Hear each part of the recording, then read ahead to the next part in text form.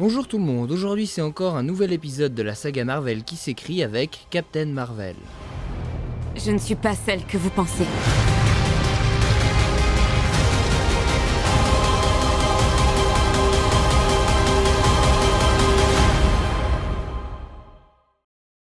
Les super-héroïnes au cinéma, c'est toute une histoire. Même si les super-héros ont envahi nos salles obscures depuis maintenant très longtemps, il leur a fallu attendre longtemps avant d'y trouver des femmes dans des rôles principaux.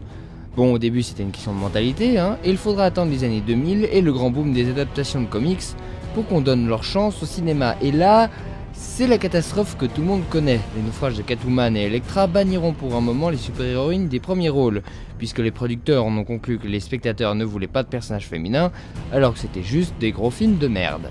Relégués pendant longtemps au rang de second rôle, il faudra attendre 2017 pour voir enfin un film qui leur rend hommage, avec Wonder Woman, qui a enfin trouvé la bonne formule, c'est-à-dire faire comme les films de héros masculins, mais avec une femme à la place. Et le succès cette fois retentissant du film nous laissait présager une vague de personnages féminins correctement adaptés, progrès en marche donc, puisque aujourd'hui sort Captain Marvel, 21e film du Marvel Cinematic Universe, qui se remet à peine d'Infinity War. Et c'est cool, honnêtement c'est plutôt bon.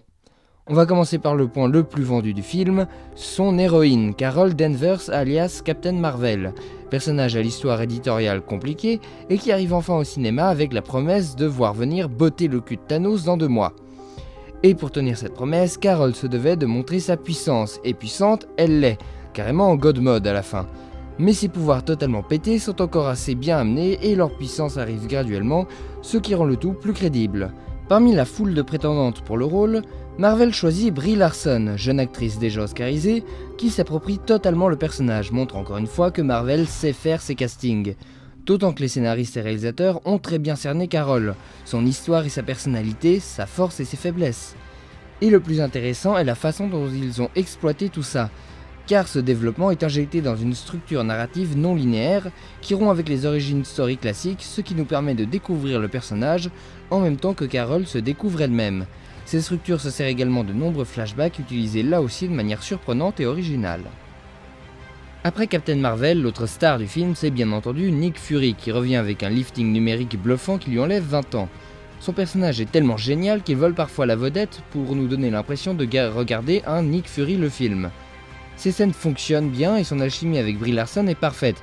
Et surtout, voir une version plus jeune de Fury permet de redécouvrir le personnage qui commençait lentement à s'épuiser. Et surtout, ça permet de lier Captain Marvel à la continuité Marvel. Et j'aime qu'on sente qu'il fasse partie d'un univers plus grand, d'autant qu'il réutilise plusieurs éléments qui le rendent cohérent, comme les voyages par clic spatial qui sortaient un peu de nulle part dans les Gardiens de la Galaxie 2, et qui est ici légitimé en quelque sorte. Et des bons clins d'œil comme ça, il y en a plein.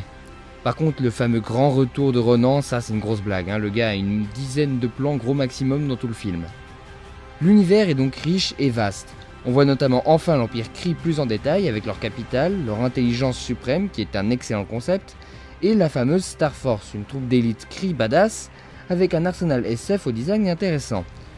L'autre apport non négligeable du film à l'univers Marvel est bien sûr la civilisation Skrulls. Alien au look assez Star Trekien, et je dois dire que ça fait toujours assez plaisir de voir des créatures faites avec de vraies prothèses et du bon maquillage. Pour ce qui est des Skrulls en eux-mêmes, je dirais qu'ils ont un développement assez surprenant qui risque de fâcher les fans de comics. Pour ma part, je dis pourquoi pas, mais j'avoue avoir de la peine à avoir été complètement convaincu. Ensuite, la dernière star du film, c'est bien sûr le chat Goose, meilleur chat de l'histoire du cinéma, et comic relief absolument génial. Mais de manière générale, l'humour est très bien dosé ici. Il intervient toujours quand il faut, généralement pour rendre un personnage sympathique, et n'est donc jamais mal placé ou forcé. Là, on n'est pas dans de l'humour juste pour faire de l'humour, contrairement à Thor Ragnarok par exemple.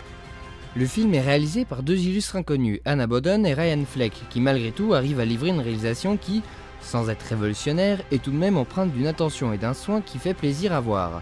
Bonnes idées dans le montage, de beaux plans, une belle lumière, des astuces intéressantes dans les flashbacks, et une scène dans les archives très bien exécutée.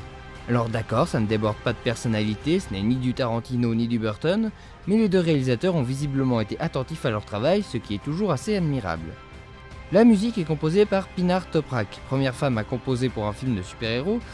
C'est un travail plutôt correct, il y a un thème principal, la musique passe bien, il y a une référence à Star Wars, donc que demander de plus ? Un peu d'ampleur peut-être, ça n'aurait pas fait de mal.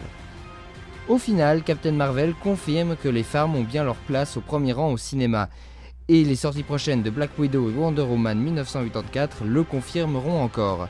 Et pour ce qui est de Carol Danvers, c'est un apport important au MCU que j'ai hâte de retrouver le mois prochain face à Thanos.